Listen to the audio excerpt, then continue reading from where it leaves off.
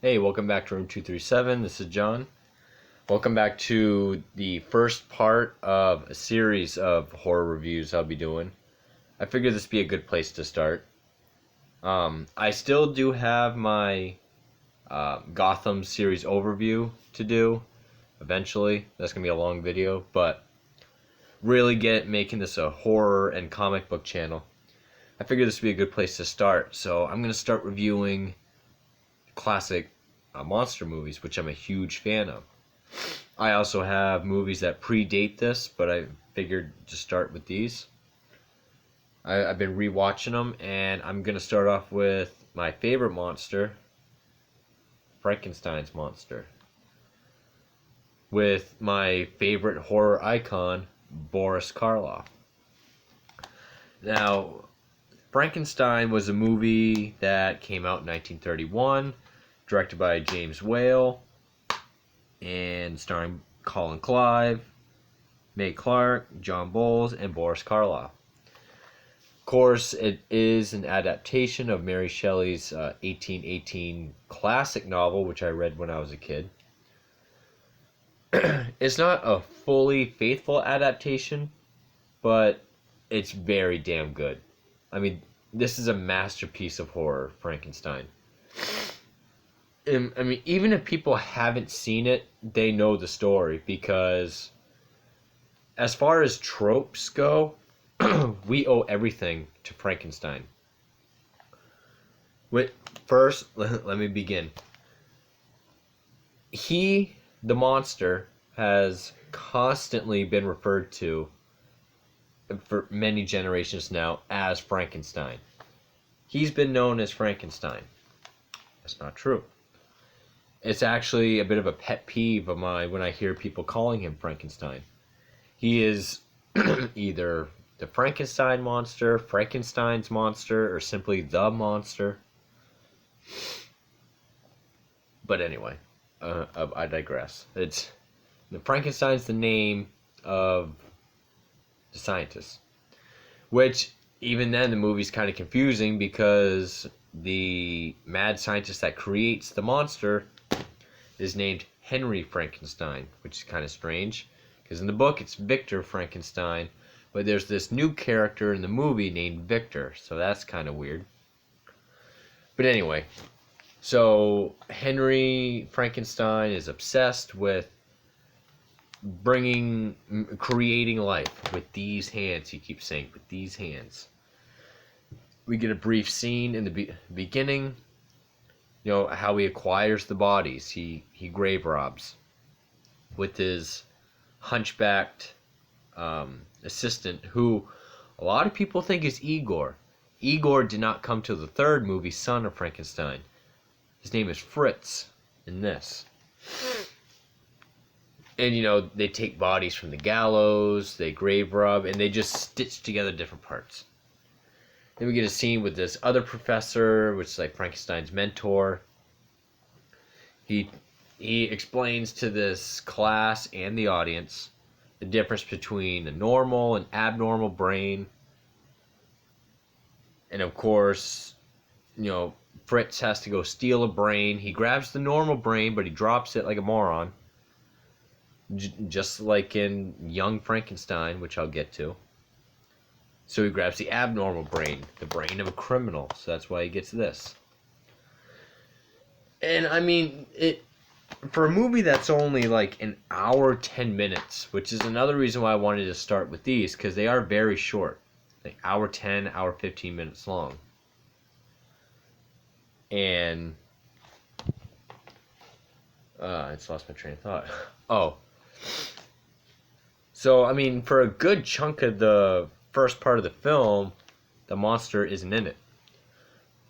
But just that scene, the big creation scene, we owe so much to that because so much has come from it. I mean, the mad scientist with the hunchbacked assistant, the whole thing where there's electrodes and different gadgets that are all boom, crackling and popping and like sizzling with electricity, and it all looks crazy. Like, we've seen that in hundreds of mad scientist movies. We don't know what all those gadgets do, but it doesn't matter because it looks cool. The whole thing about, once he finally does it, and it's like Colin Clive keeps screaming, "It's alive! It's alive!" Which is a great part. Colin Clive died very early, unfortunately, which I'll get to when I talk about the sequel. But once the monster finally comes in, and there's more tropes to come. Boris Karloff, there's this excellent scene. Boris Karloff, he had to wear a ton of makeup. He had to wear 4-inch platform shoes to make him taller, more imposing. Each shoe was like 11 pounds. It was quite physically demanding. The role of the monster was originally going to go to Bela Lugosi, who played Dracula the year before. But Bela Lugosi thought that being covered in makeup and having no dialogue would be a very good idea.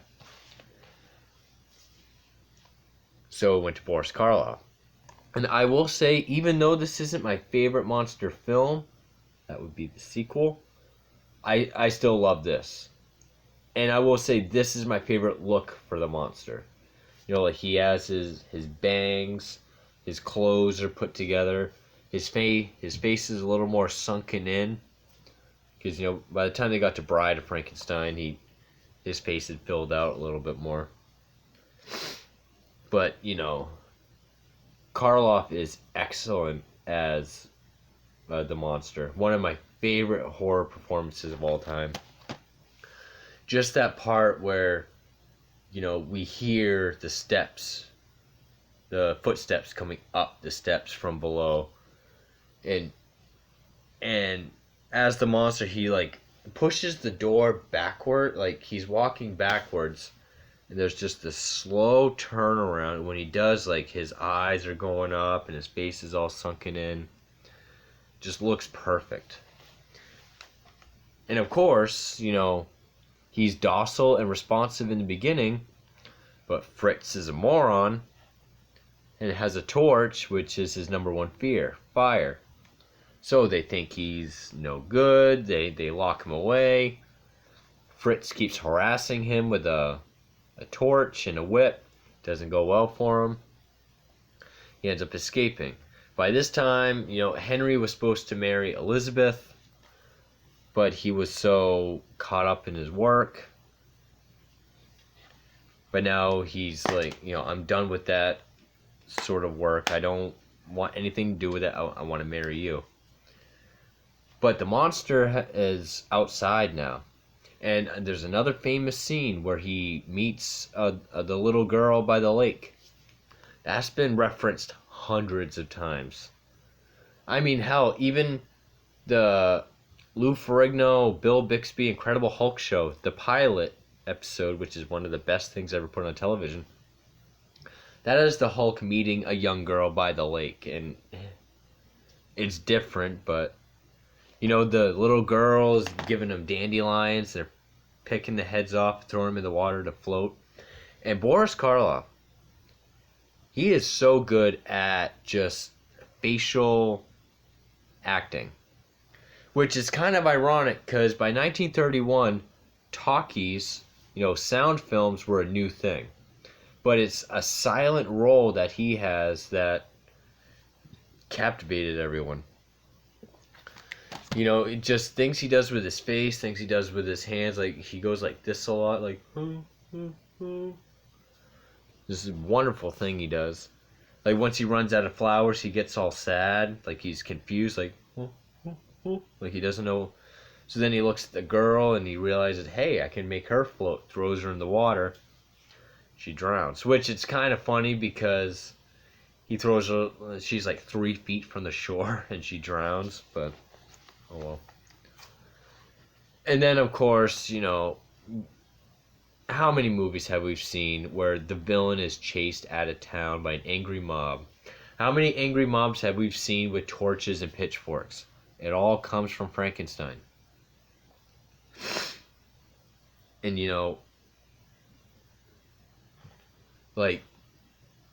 Edward Scissorhands, he was chased out of town by an angry mob. Batman Returns, Danny DeVito was the Penguin, he was chased out of town by an angry mob, among many others. I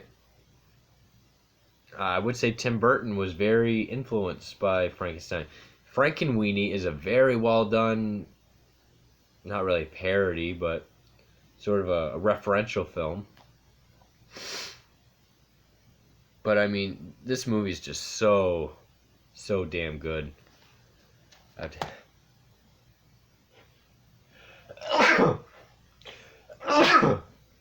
Excuse me. I'm sorry about that.